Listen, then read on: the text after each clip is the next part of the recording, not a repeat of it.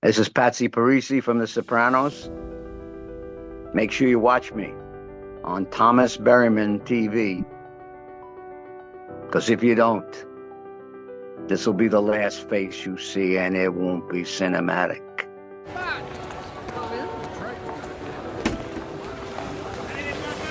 It's over for the little guy. My face is the last one you'll see, not Tony's. We understand each other? It won't be cinematic. Welcome to the neighborhood. We're from the North Ward Merchants Protective Cooperative. I'm kind of busy. You guys looking for a donation? Let him finish. Please welcome the legendary Dan Grimaldi. You've seen him on The Sopranos, the greatest show on television. To this day, he played both Phil and Patsy Parisi. Welcome. Thank you. Thank you, Thomas. It's great to be here. Great to see you. I'm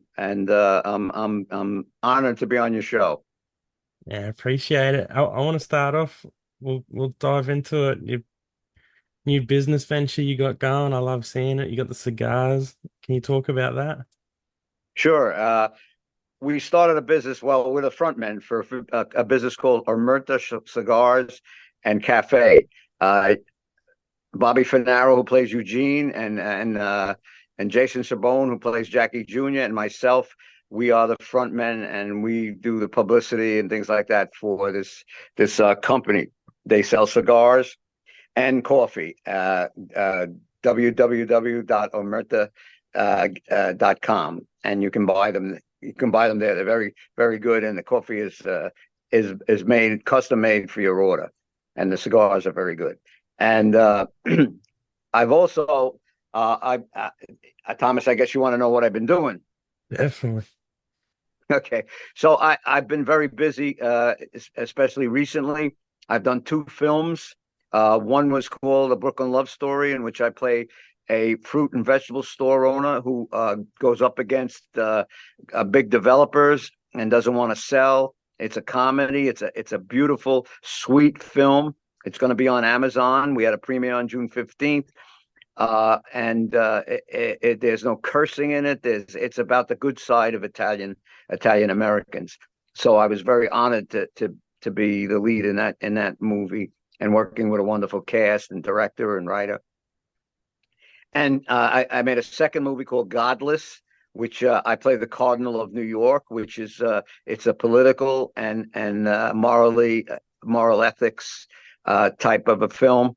It's a very, very good film. It's very relevant. And I play the Cardinal of New York. It was always a dream to play a priest, which I did.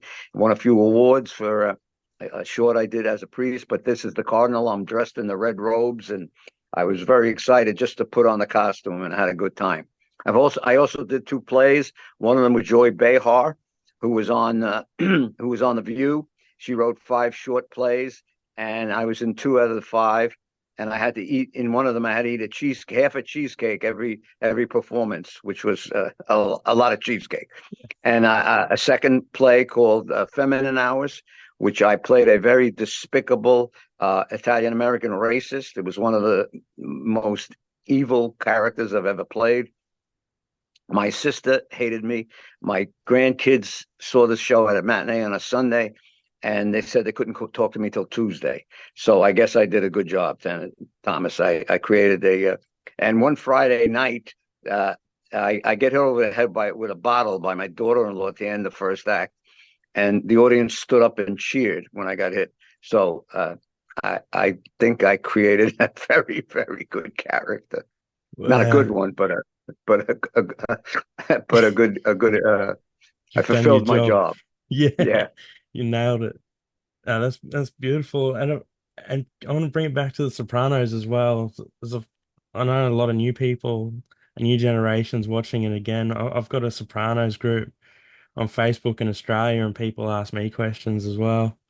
And one of the questions was, how did you first get onto The Sopranos, and how did you I go was playing 2 characters?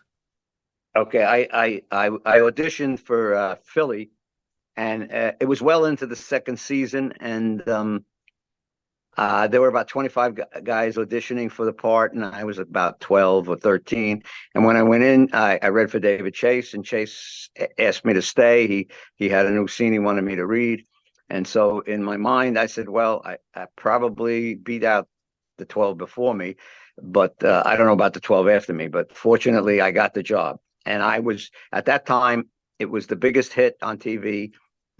And every actor in America wanted to be on The Sopranos, as myself included. And I was just joyous to get a part. I was on The Sopranos. I had a great monologue with Gigi in the car. And so I was thrilled. It was 3 days work in 1997, 1999. And I was just thrilled to have that part. And what happened was they were shooting in Italy, and they came back from Italy, and they were looking at the rushes, the raw footage of my work. And Chase turned to Terry Winter, and Alan Coulter was the director, and he said, "Who's this guy? I don't want him killed. I like him. I want to keep him." And he turned to them and he said, "You know, you can use the twin card once." He said, "I'm going to make this guy a twin." So I had heard that I was going to be a twin, and actually in the last episode, they introduced Patsy. However, it was about a 6-month wait for the following season to see if I was going to go back or was that the end of my Patsy career. But obviously, I was brought back, and I was just thrilled. And I did 47 episodes, and it's just an honor and a privilege to be a part of The Sopranos. Yeah, I love that. That's perfect. And I wanted to ask too, you got so many, I guess, iconic lines that people still comment on all your posts. And is there one that really sticks out to you? Oh, of course, this will be the last face you see, and it won't be cinematic. That's That's that's the most quoted one, and that's actually, I guess, the most remembered of my lines. yeah, that's perfect. And a lot of people bring up the pool peeing scene, like you peed in Tony Soprano's pool and you lived to tell about, like to see another day. Oh yeah, oh yeah. Well, that's a funny story because when I read the script, because that was early, that was the third season, the beginning, and actually it was the beginning of Patsy's career. And I when I read the script, I said, I'm going to be known as the guy who peed in Tony's pool, and that's great. That's great because there'll be something that they will remember me by. And that was a great scene. I mean, people ask me, "Did you pee in the pool?" Well, no, I did not pee in the pool. There was a hose, and there was a tube attached to the hose. The tube ran up my leg, and there was a valve at the top of my pants. There was a valve that control the flow, and it was MOS, and there was Jeff Marchetti, who was a PA, the most beloved guy on the set. He was at my feet and he was teasing me and everything. And I don't think people realize, but I was playing drunk. I was playing drunk. I was depressed by what happened to my brother and the fact that I couldn't kill Tony. And here I was, holding a gun and holding this valve. And the first time I did it, I shot it into the neighbor's yard. It went like 100, 200 feet. And then they wanted me to put an arc on it so they could bounce the light off it. And I got that on the second take. So Wow. it was technically it was difficult. But as I said, I could always say to people, "Oh, I was the guy that peed in the pool," and they would always recognize that immediately. And lived to till the end. Yeah, live to tell about it. I love the chemistry you had with Christopher as well, Michael Imperioli's character. Yes, yeah, Mikey, tremendous talent. He can write, he can direct, he can act. And I played his father when he was 21 years old. I played his father in his first play, and so we knew each other forever. And he's just an excellent actor, easy to work off, and gives so much. And it was always a pleasure to be in competition with him. They passed me over for him, which pissed me off a lot. Would piss Patsy off, not me. Yeah. Well, I love too, yeah, the scene and I've seen somewhere else you said that your father was a longshoreman, and you know how you had the lead pipe, and you said, "Oh, Yes, what are you, yes, yes. Ralph Bunch over here?" Right, right. And that was another one of those things when I read the scene. that Patsy picks up a lead pipe. I said, I went to Chase. I said, you have no idea what you. I said, my father carried a lead pipe. He always had a lead pipe in his car. I said, and I actually did too, and so did my son. But just in case, we never used it. I never used it. Mm. But yeah, that scene. And the interesting thing about that scene was, I in the script, I would spit and then I wouldn't say anything. I would just spit. And I said to the director, I said, when we spit, we usually curse, we say something, usually you bastard. My father used to say, to you dirty bastard. And I forgot the dirty part. So they made a bunch of phone calls because we had to say every line as it was written because this was the best written show in television. And we didn't have a right to change the words. Jimmy was the only one who had any kind of flexibility, and he didn't have much either. So we said the words as written.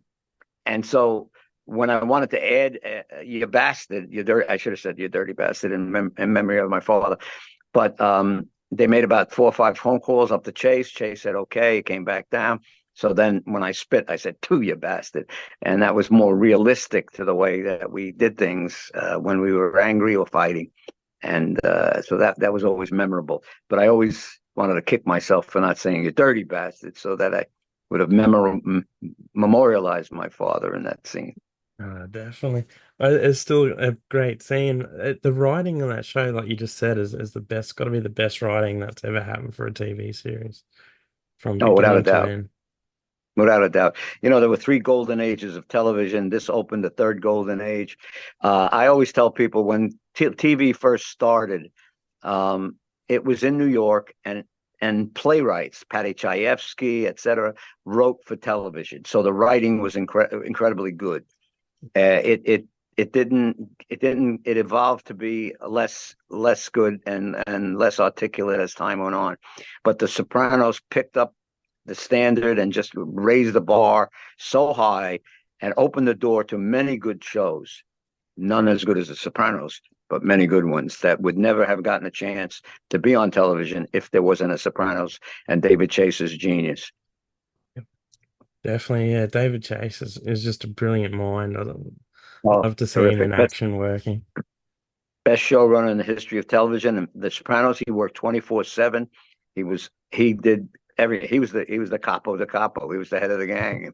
He was the head of the crew, Yeah. and we respected that. We all respected that. And and we feared him. We didn't want him to kill us. Don't kill us, sports. He had the power. Is there a Yeah. story that you haven't told yet about being on the show that you can share with us? Like either about anyone or an interaction you had or Well, something that that's there's a story that I've told that's it's a touching story about Jimmy.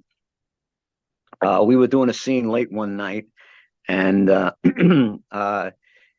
just before my scene, there was another scene, and there was an actor that I work with Rod Steiger. Rod Steiger never left a set because Marlon Brando left Rod Steiger in on the waterfront, and when he shot his close up, Brando wasn't there. And it's very important for an actor to give his partner the lines. You get a lot from your partner. You get a lot from their voice, from how they say things, and their expressions. So it's part of the job, I believe. Anyway, I'm an old timer, so it's my tradition. And I had a scene with Steiger, and I had like 4 lines, and he stayed 2 hours to give me my off-camera lines. It was incredible, and you learn from other people and who you respect. And I learned. I mean, I already did know that, but when I was gifted that by him, I said, that's the way you should always be. So they were shooting a scene before my scene with Jimmy, and the actor left, and Jimmy only got angry at himself, but this time he was in a corner, and he was really annoyed and very angry that he had to do that himself. So what happened was we're doing the scene, and it's getting late. It's late at night. I don't know, 14 hours.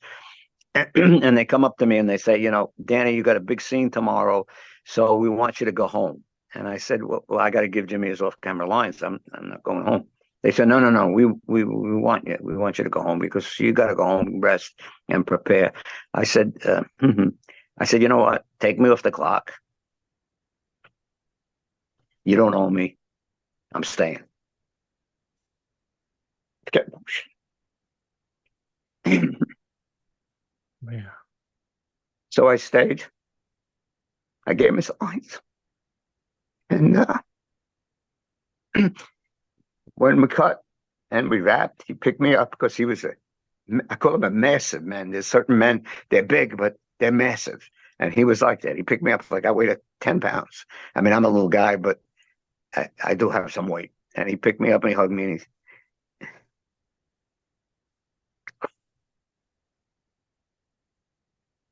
and he said, thanks, old man. He used to call me the old man. Thanks. And that's a story that I don't tell too often, but I've told it before, but it's you can see what it does to me. Yeah, I appreciate you telling it. What a beautiful story, man. And I never expected to affect me again because I've told it a few times, but it does. Because Yeah. he was a terrific partner and a really terrific person. And he went Yeah. too soon, but you go when you go. Yeah. You got your time, but he was great to work with. You know what? You always hear something. I've never heard one bad thing about him. He's the kindness and generosity that he had for Oh, he everyone. was. It's just He was. incredible to hear. And you always Never hear something and new. never Yeah. turned down an autograph or a picture, in no matter what shape he was in, early in the morning, whatever. He'd been out all night and he still smiled, and he never turned his back on any fan that I ever saw or ever knew. Nobody, none of us in the cast. And he was our leader, so we all did the same. We followed Yeah. his lead. That's brilliant. You can tell you were like even off camera, you just had that chemistry together. It's something that you'd never see again. I Yeah, we mean, were a family. I mean, we were a family, and fortunately, we were an Italian family, and most of us were Italian, so we had all of the Italian qualities, and the food was Italian, and everybody was, it was a great set, and we all loved each other. We really did. We respected each other, and we were all grateful. It was because nobody really knew that this show was going to be what it became. And so everybody was grateful to have the opportunity to be on the best show in the history of television. definitely. Bar none. What was your favorite scene to shoot? Well, my favorite scene was when I pledge allegiance, when he makes me, you know, Put your grief because behind I you. like in my eyes, I like that you see that Patsy wants to put a bullet right in his head. And he keeps asking me, did you put the grief behind you? To put the grief behind you. And then he makes me say it. I Yeah. mean, he tortures me uh, emotionally and intellectually. And I think my mouth says yes, but my eyes say, I'll put a bullet in your head someday. Yeah. Someday I'll get even. And that's my favorite scene between he and I. You, Well, it's you, my favorite scene, period. I love it. You can tell with your eyes too. You don't even have to say anything.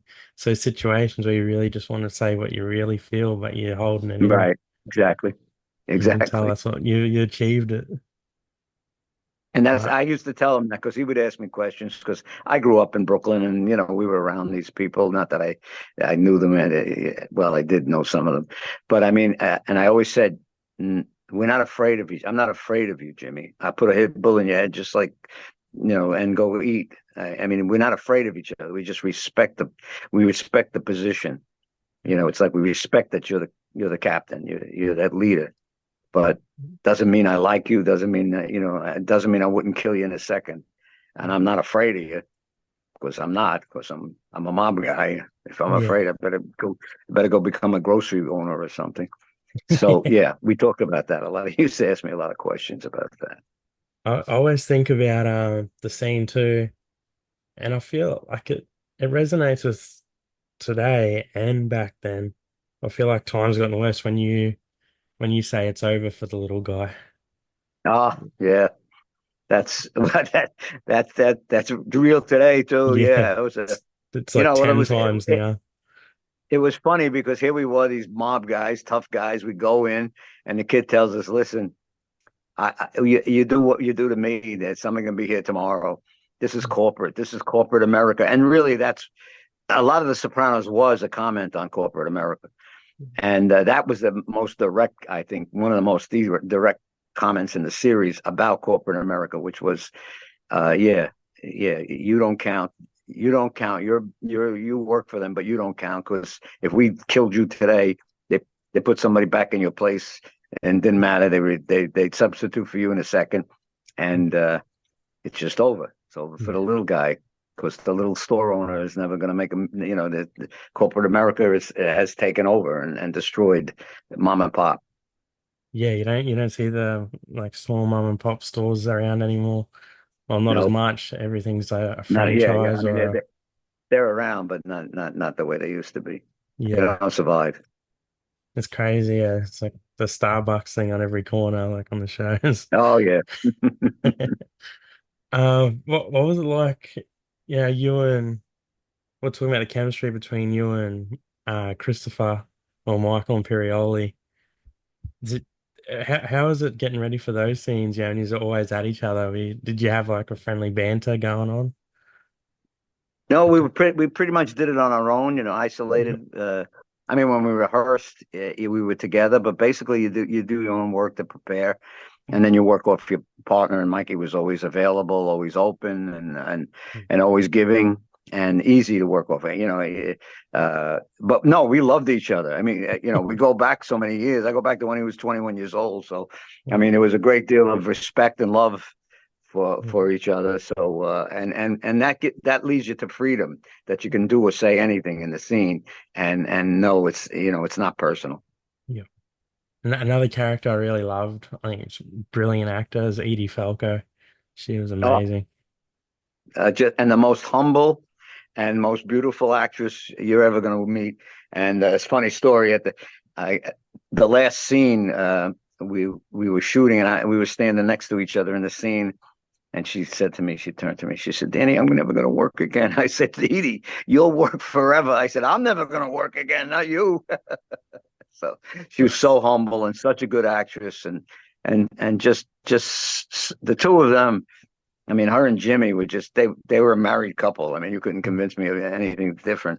And she was just so giving and so, as I said, she's humble, giving, talented, generous. I can't say enough about her. She's one of the best actors we have in America. Yeah, definitely. And another question I always ask everyone, what advice would you give someone who wants to either write, act, or just any advice in life, what they're gonna do? Um, and I liked your honor. I like that. I mean, I love Cranston. I think he does a great work. Yeah. And anything he's been in, Breaking Bad, and all the stuff that he's been in, I've liked that. Um, there isn't much out there that's I've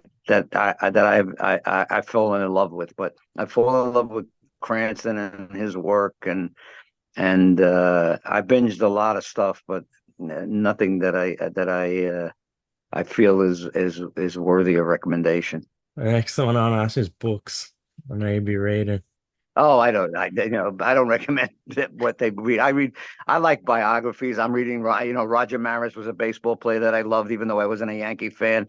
And so I'm reading his biography. I read a lot of, I read a lot of those detective stories that you read in, 2 days and then you forget them. But the classics. I mean, all the books I read when I was young, which we all do. We get assigned them when we were in school.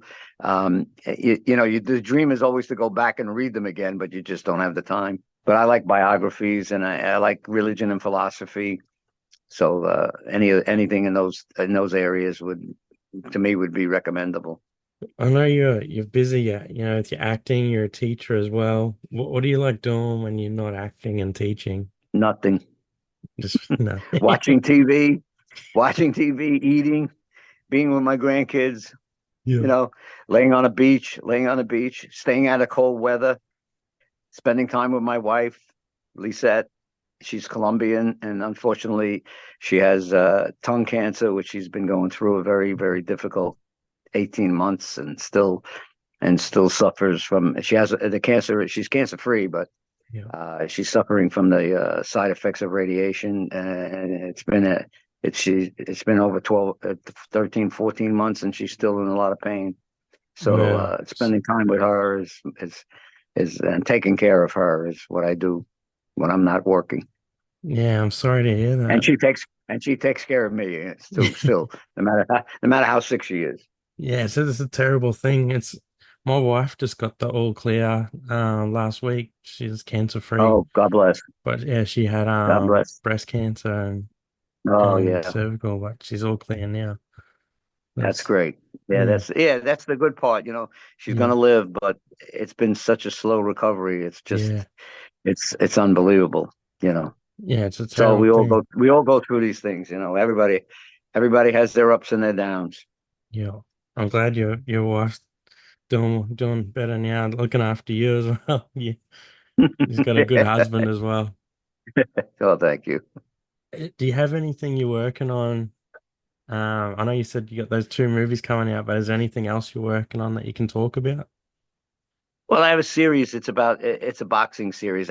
We haven't we've just in the preliminary stages of discussion.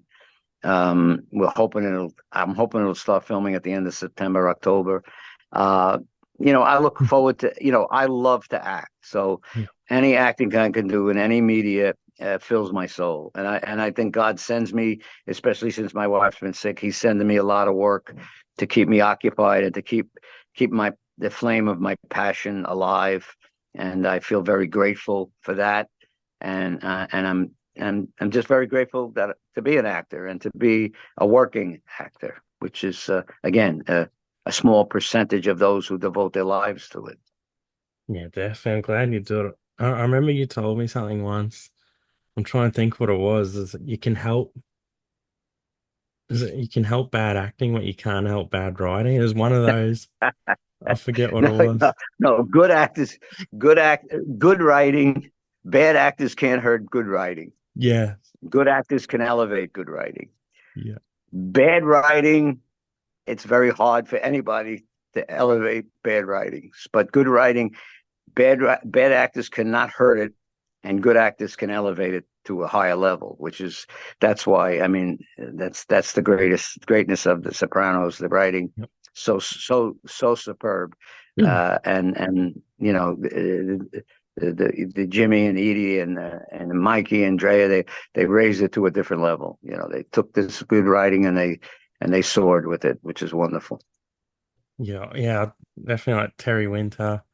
If I've watched a few things that have been really great, and then I see his name pop up, and Oh, I'm like, of course it's him.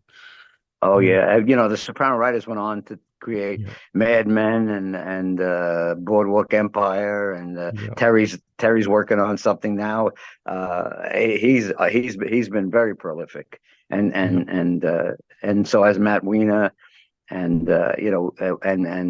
Blue Bloods was created by soprano writers, and they were great. They were great writers. I mean, yeah. Chase, of course, was the leader, but they all contributed to the standard which Chase held very high. How did he get such a good team? Did he just handpick everyone, or did it just come together? Well, I don't know because I'm not Yeah, privy to that information, but uh, I think he saw people that did great work, yeah, before they became a soprano writer, and he just picked them and went with them, and Robin Green and Mitch were creators with him from the beginning. And then the other people, a lot of people wrote the first or second seasons, and then new people came on, but the standard always, and I think he picked people who he knew were good writers, yeah, and then he elevated their abilities. He pushed them even higher and made them into better writers.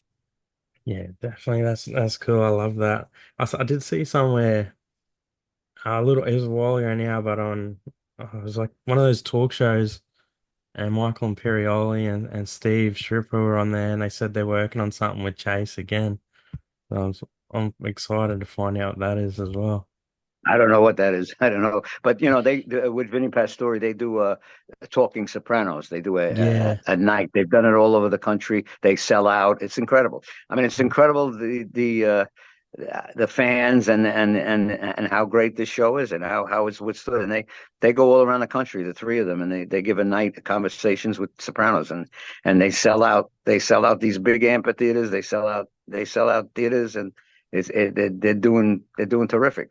Yeah. Vinny Pastore and Steve Schirripa and Mike Imperioli.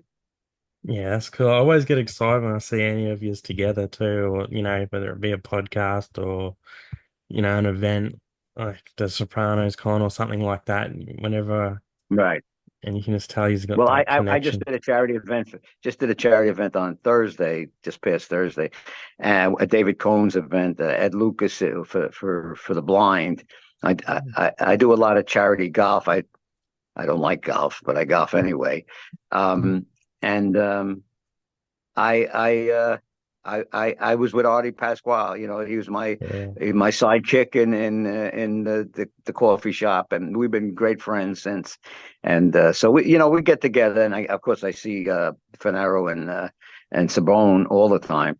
And in fact, Saturday, Bobby and I we're doing a Tropicon, an event. yeah, So I'm looking forward to that. yeah. It's And it's always awesome. nice to get together. Always nice to get together because it's like a reunion. Even the 25th anniversary, it was like a big reunion, Yeah, and it was wonderful, wonderful. yeah. I love that. Yeah, I love John Fiore too. He tells the Oh story yeah, about how you just had the scene together in the car. That was awesome. yeah, yeah, yeah. But how was that scene? Was that hard to shoot, knowing that could be your like that was going to be your last scene at the time? Like that must have Which been one? hard when Which one? Gigi shoots you when you were Oh no, no, Philly. well, no. That was what I was hired for. It Yeah, wasn't hard. I did say to Alan Coulter, who was director, and he was like my angel. I said, Alan, can you miss me? Can I just? He said, Danny, sometimes getting killed on the show is the best thing that happens to you. No, I was very, very happy and pleased to have a 3-day shoot and a nice scene and be part of The Sopranos. yeah, I never ever dreamed of a Patsy. I never dreamed that I would go on. I was one of those actors in America who wanted to be on The Sopranos, and I was. And that was very, very, very heartwarming. And I felt honored. And I didn't ever expect Patsy to be a Patsy. I never yeah, expected me to go on. I thought I would shoot that one episode and that would be it. And yeah, I was glad. I was happy. I was happy. I used to say, everybody in America wants to be on this show, and I am. So there you go. yeah. And then, of course, Well then deserved too. Patsy came along. Then Patsy came along, and that was like heaven. Yes, but that was well deserved that you got brought back. You're a brilliant No, actor. thank you, thank you, thank you.